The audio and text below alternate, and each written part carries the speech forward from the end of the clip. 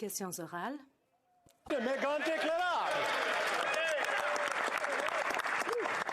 Demain, le gouvernement NPD libéral va volontairement augmenter l'inflation au Canada en s'entêtant à maintenir la hausse de la taxe sur le carbone. C'est pas rien. Tout est transporté, donc tout va coûter plus cher. Dans une semaine exactement, la ministre des Finances va déposer le premier budget de la coalition NPD libérale. Plus de dépenses, plus d'intrusions dans les champs de compétences des provinces et aucun plan de retour à l'équilibre budgétaire. Les députés néo-démocrates applaudissent, mais le silence des libéraux parle beaucoup plus fort, Monsieur le Président. Pourquoi reste-t-il silencieux quand les Canadiens demandent juste un peu de répit? Très honorable Premier ministre.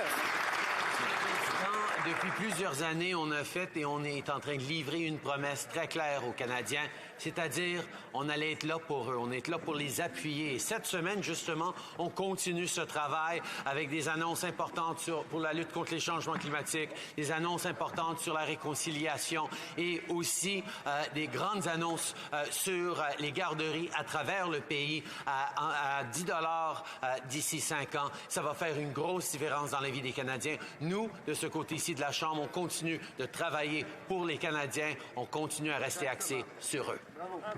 L'honorable député de Mégantic-Larocque. Les néo-démocrates libéraux vont demain faire en sorte que la vie va coûter plus cher pour tous les Canadiens en augmentant la taxe carbone. Quand ce gouvernement de gauche se targue que l'économie va bien, il oublie de dire que la poussée inflationniste actuelle génère des milliards de revenus additionnels pour le gouvernement. La semaine prochaine, le gouvernement va avoir un choix. Utiliser ses revenus pour soulager les familles canadiennes en réduisant les taxes et les impôts ou mettre en œuvre le programme électoral du NPD.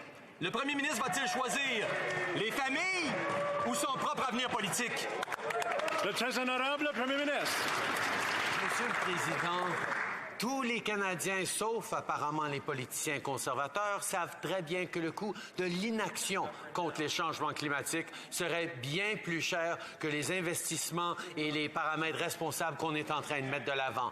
On sait que de mettre un prix sur la pollution, d'empêcher que ce soit gratuit de polluer, c'est la bonne façon de continuer, pas seulement de protéger la planète pour nos enfants, nos petits-enfants, mais de créer de la croissance et des bons emplois. C'est seulement les politiciens conservateurs qui comprennent encore pas que l'économie et l'environnement vont ensemble. L'honorable député